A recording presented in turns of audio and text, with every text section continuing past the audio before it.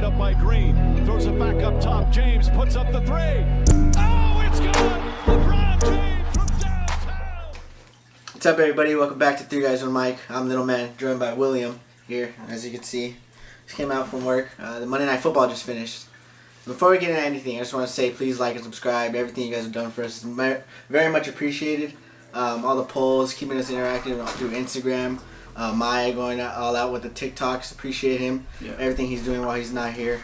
Shout out to Jeremiah once again. So getting into this, Week 10. This Monday Night Football just finished. A lot to be said. OBJ and Von Miller's first game as a Ram. Yeah. And as you can see, they're still trying to get things figured out into both those systems, defense and offense, because quite frankly, none of them look good. OBJ, Von Miller got some pressure, but then again, that Rams defense just got absolutely ran over by Deebo Samuel, and Jimmy Garoppolo had a pretty decent game. So coming out of this game, do you still think the Rams are that team in the NFC? No, after seeing the last two games, honestly, when it comes to the NFL, I don't think there is one clear-cut team that is really the best team that you could put your finger on. But looking at the last two wins, and my brother and I, we were on the phone about 2-3 days ago, and we were talking about how when the Rams lose, they do not lose and look good. There are teams that could lose and look good, or teams that could lose and maybe be close in the game. But the Rams, all three of the losses, they have not looked good, and all three of their losses this year, Matthew Stafford has looked horrible. His worst games of the year has resulted in their losses. And when you look at it, Von Miller, the new addition, he had some really bad plays early on. Later on in the game, he kind of got settled in. Odell Beckham Jr., I thought that he should have been playing more often in that game later on when it was kind of a blowout to get him the game reps. But, I'm pretty sure they just want to save him. But one thing that I think no one was really talking about, and one thing that I found was interesting, was that Matthew Stafford is still kind of getting used to this offense on their own. Now you add in a superstar receiver, and now he has to get used to him along with the offense as well. So I just think that it's a really bad look for the Rams, the way that they've been losing games this season. But for the Niners, props to them. Jimmy G did what he does best, and that is game manage, and that is not a knock on him. That is something that he does well. Probably his best quality about him is that he game manages, and he was doing that to a T. They were doing what they were doing early on in the year, was running the ball, running the football down the throats, staying ahead of the sticks. And then on a big third down, they converted to Deebo Samuel, and he had a big game. And one thing that's weird about Deebo, right, is that he has a bunch of yards, he has a bunch of big plays, and still no one's really talking about him in the top 5 receiving category. And I kind of understand it. A lot of people sleep on him, myself included. I still don't think he's top 5, but I still think that he's heavily underrated, and he's having a great season this year. And again, 5 wins in a row for the Niners over the Rams. It's a bad look for the Rams so far, and the Niners could be back. So what do you think about the game? Niners could be back. They can make a run. I've seen their next couple of opponents involve the Vikings, the Jags, the Falcons, I think. So maybe they make a push in that tough division, but then again, I think this might set back a Rams team who desperately needed a win, in my opinion, but now they get a bye week. Yeah. And then they have, I think, a division opponent after that, and then the Packers. So going into these next couple of weeks after this bye, I think they can prepare.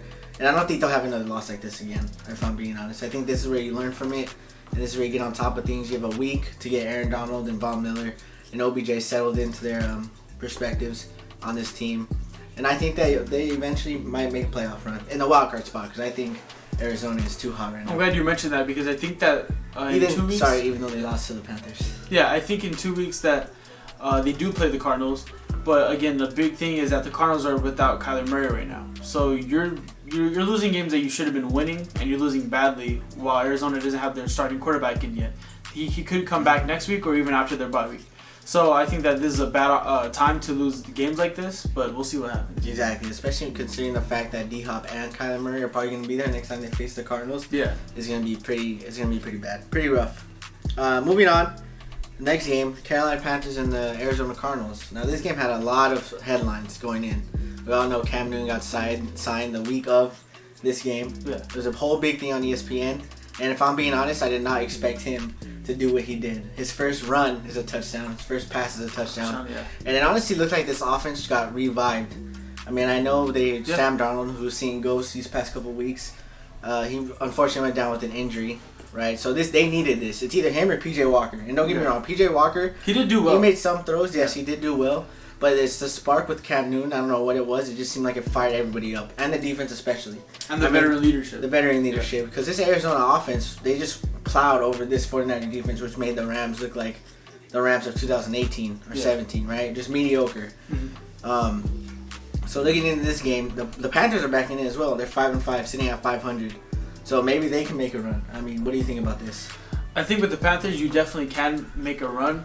And reports came out this morning that Cam is going to take most of the snaps for the first team. So they're preparing for him to be the starter. Also, a few days ago, they were saying that they were going about the injury to Sam Darnold, like he was going to be out for the rest of the year. So I'm sure that they're going to either, if he comes back, there's really not going to be that much of a controversy, depending on how Cam does.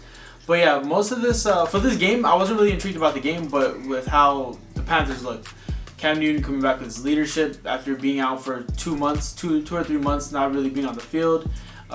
You could tell that he loves Carolina. You could tell that team loves him. And but for the Cardinals, I'm not too worried about how they looked. Again, you're missing your starting quarterback. You're missing a bunch of players on the offense all around.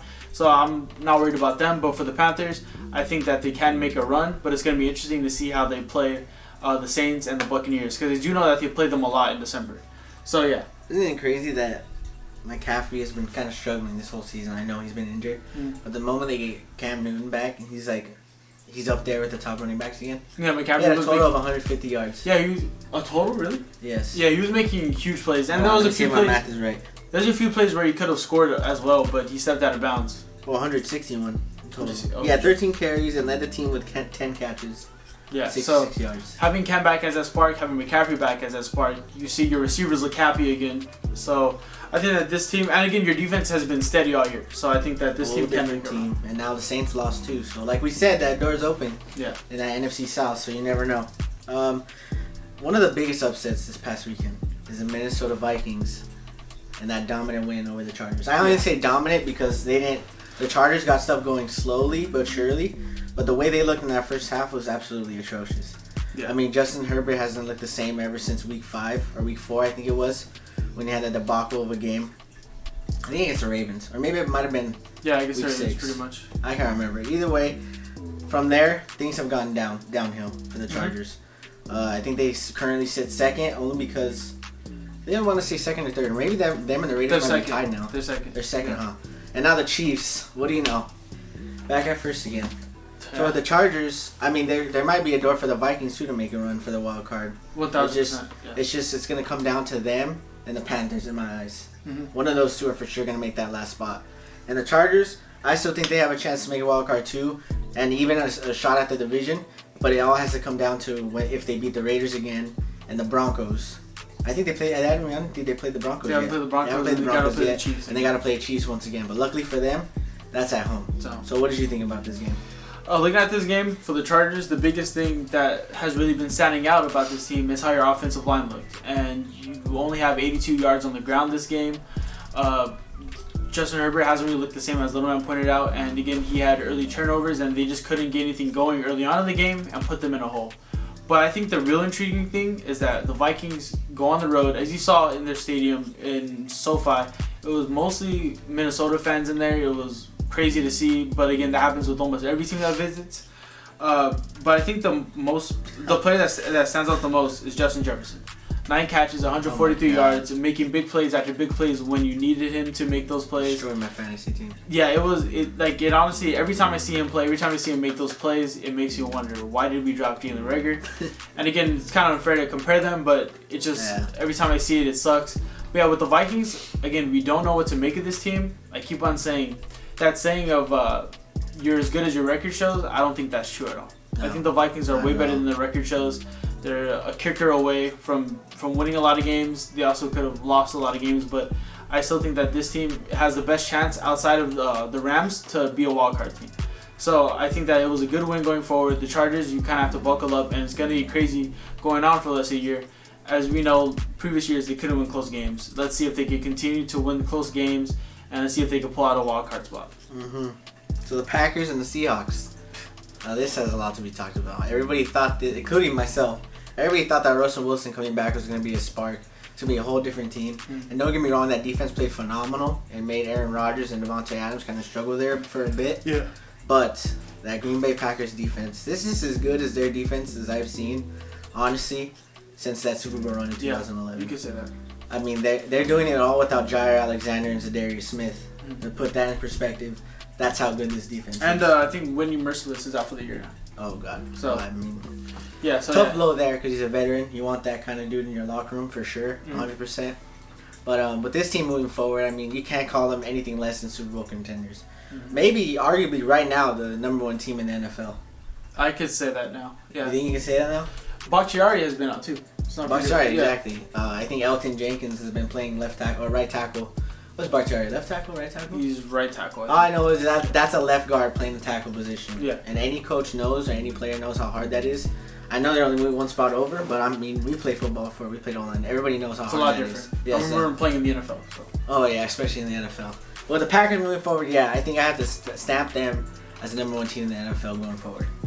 Yeah, I agree with Aaron on that statement. I think that they've proved that they can win in any circumstances. Right now, they're the number one seed. If they do get home field advantage, you have the cold weather, you have the snow on your side. You guys are used to that.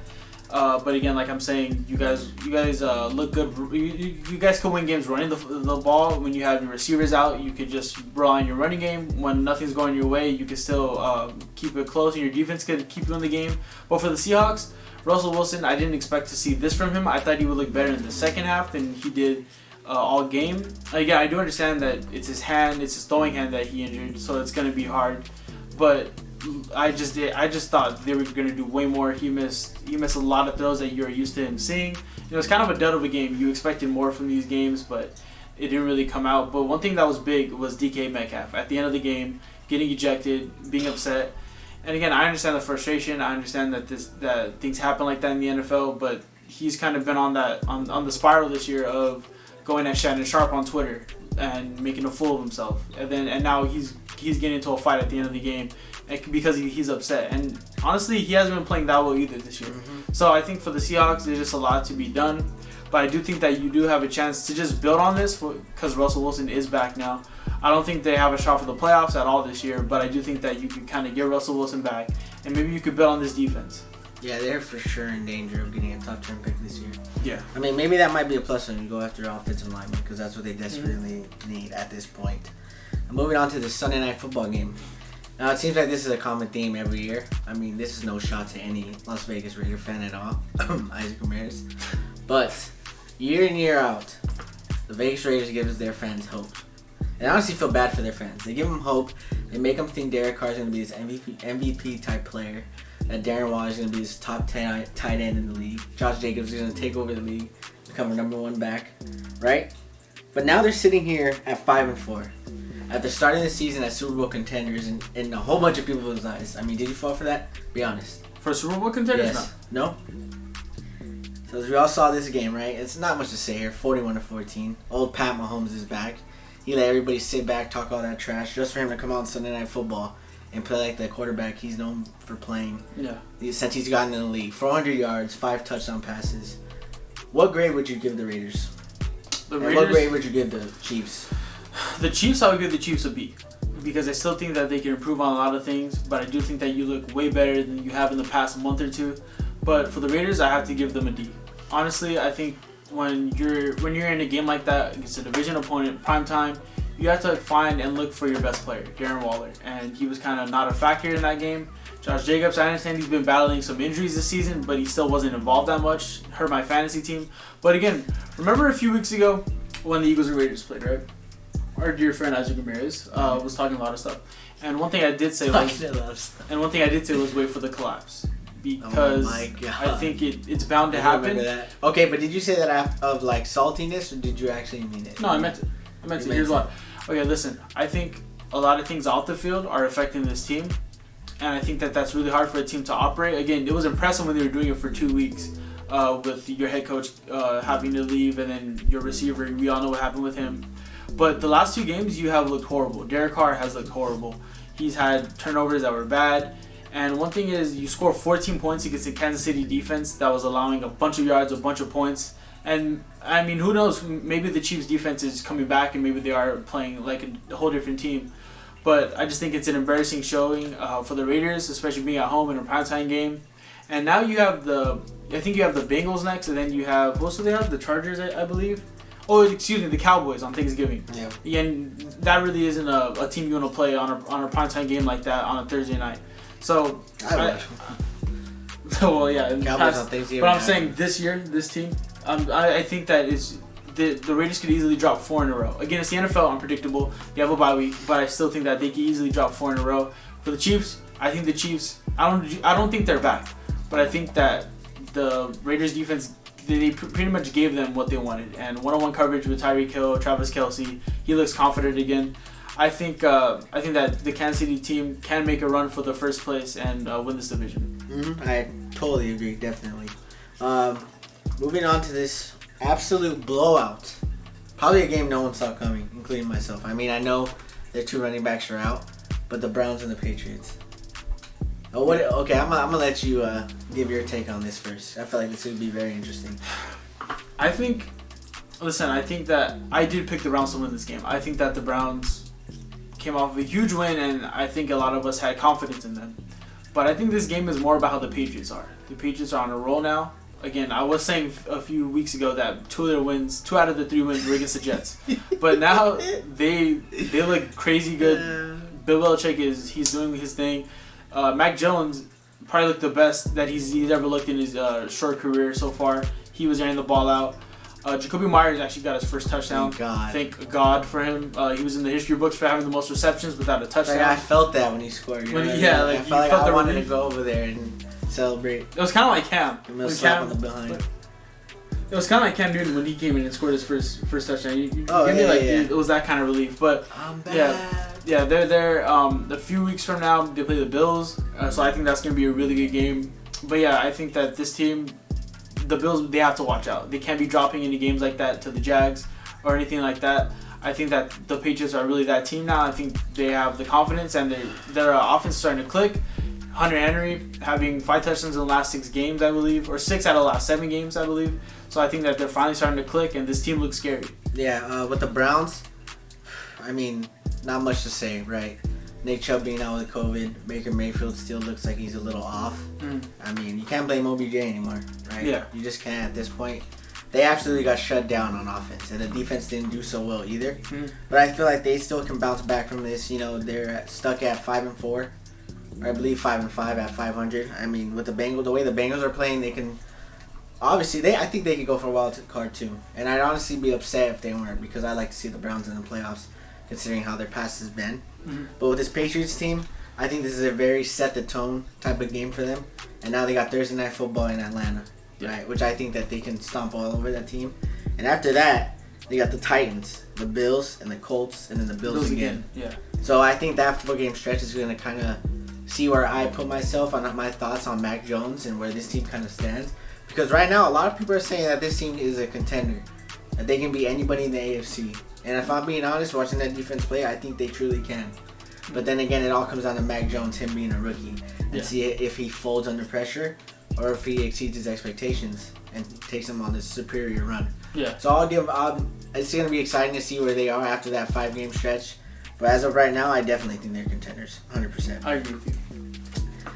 Let's go ahead and get into some positivity here, right? I know you're just itching at talking about this game. Very positive. The Eagles and Broncos. Yeah. As we all know, the swag came out this game. Yeah. And I knew from the start, he said in the group chat, going crazy, the white jerseys and the black uniforms. Yeah, thank you, Jalen Hurts. I mean, the black pants. Yeah, thank you, Jalen Hurts. He said that was his idea to wear the white uniforms and the black pants.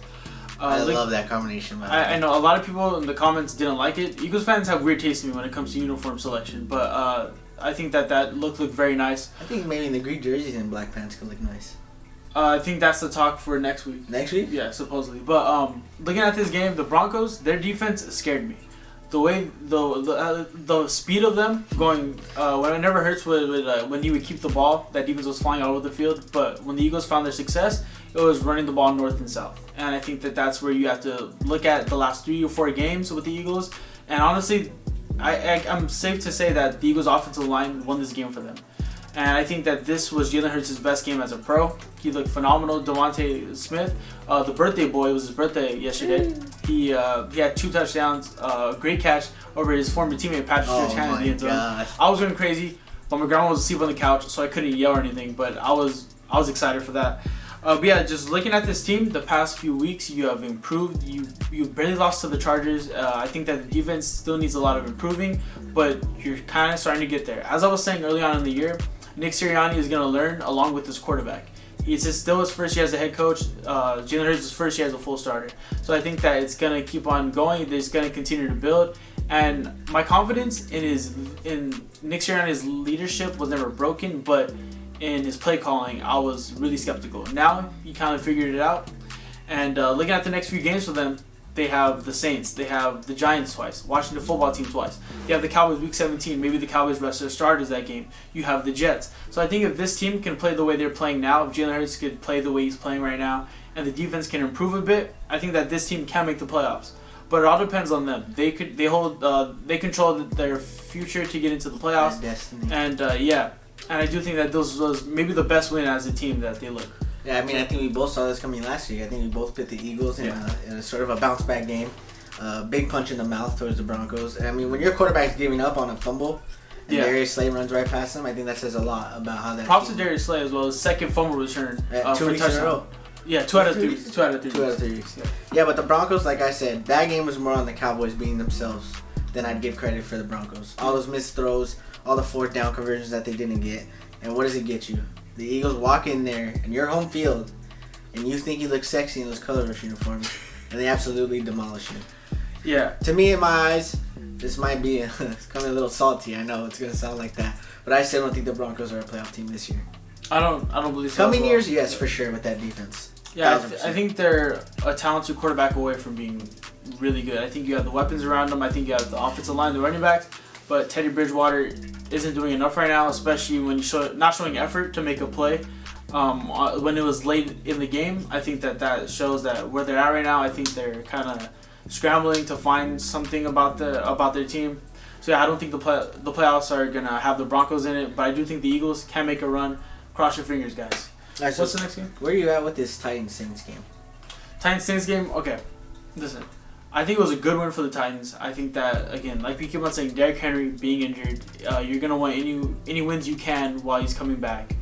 But I do think that it was too close for comfort. I think that the Saints, without having a starting quarterback in, I think you cut it too close. I think the Saints, they kind of shot themselves in the foot later on in the game. When they were going for the 2-point conversion to tie the game, they had a false start. It pushed them back, and then that's when you ultimately won the game and stopped them. So I do think that this was kind of a game that was kind of too close. But I do like the way that the Titans defense is looking. I think that Ryan Tannehill he's kind of finding his midseason form, and I think it's also interesting to see that Julio Jones is now on IR.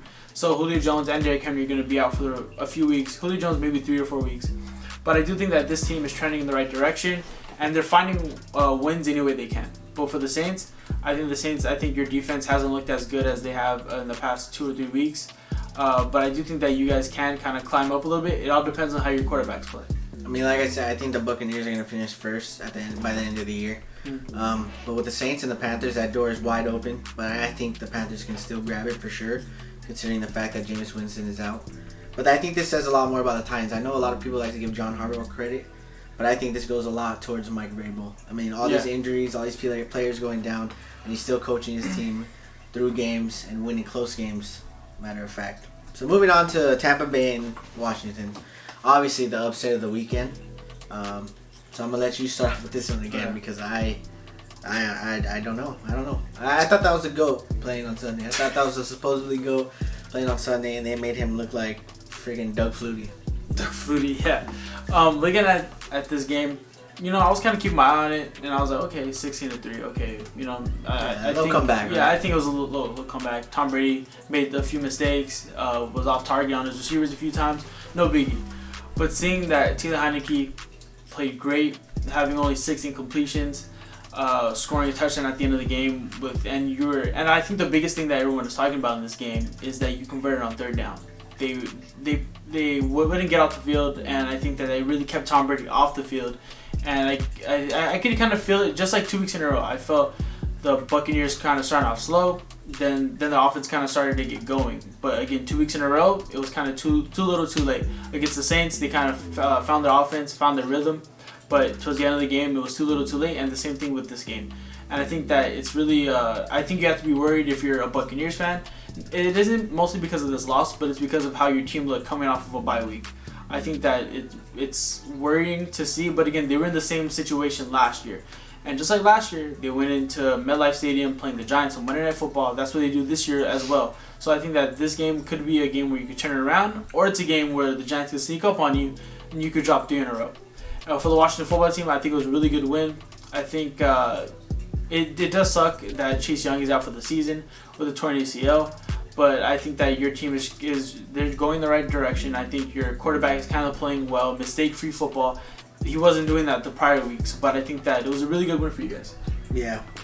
With that being said, I mean, Tom Brady, not much to say. QBR was at 31. I mean, I don't know when the last time he had a QBR that bad. Just a lot of missed throws, a lot of off cues. And when Leonard Fournette is your leading receiver with that receiving core, I know AB was out. But still, you have Chris Godwin, Mike Evans, Cameron Brate, right? And when he's your leading receiver, I mean, that says a lot about what that offense was going through that day. It was just a rough patch. It was like that Cowboys-Broncos game. Yeah. And I don't expect it to happen again. But it sucks with the news with Chase Young. But like you said, I think they're moving in the right direction for sure in the future with Ron Rivera. They play with a lot of heart, with a lot of fight. I think they could beat anybody, honestly, any given day. But the Buccaneers is 2 weeks back in the back after their bye. Yeah. Coming off a bye, losing to this team with a 2-6 record. Doesn't look good at all. And honestly, I don't even know if they're a top 3 team. I think they fall out of that. And another thing is that your defense hasn't looked good pretty much all year. I understand you have the injuries in the secondary, but your defensive line hasn't really been, or your front seven hasn't been as dominant as they were last year going into the playoffs and through that playoff run. So I do think that for them to get wins when your offense is kind of struggling a bit, I think that's when you need to get your defense going. And again, you're not getting off the field on third down to a bad Washington football team.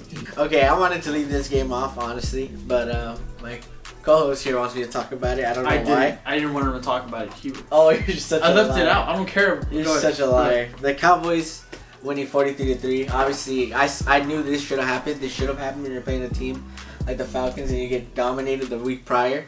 And like you said last week, I think you said good teams, when they get blown out and they look horrible, the next week they bounce back. The exception on the Cowboys, yeah. I don't know why you wanted me to talk about this. I literally said before I don't care about them, but go ahead. Okay, so the Cowboys win big. Obviously, this is supposed to be coming. Michael Parsons is the defensive rookie of the year.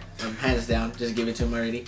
Give him the award. And I seriously do think, I think I've said this for like 3 weeks in a row already, that he's making the case for defensive player of the year.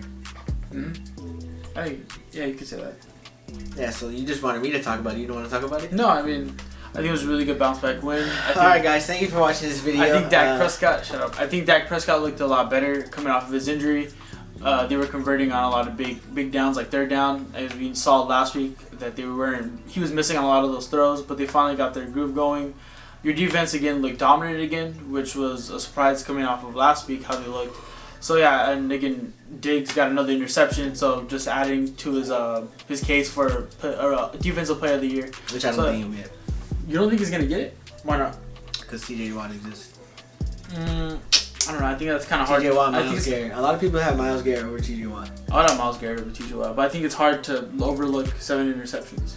Or however many, 8 interceptions. Yeah. And again, his team is also winning a lot of games, so maybe that can help. Yeah, that's true. Steelers and Browns are both like 5 wins. Yeah, so it's gonna be interesting to see how the Cowboys are at playing the Chiefs team in Arrowhead off of a big win on Sunday Night Football. So I think it's gonna be interesting to see next week. A lot of good games next week.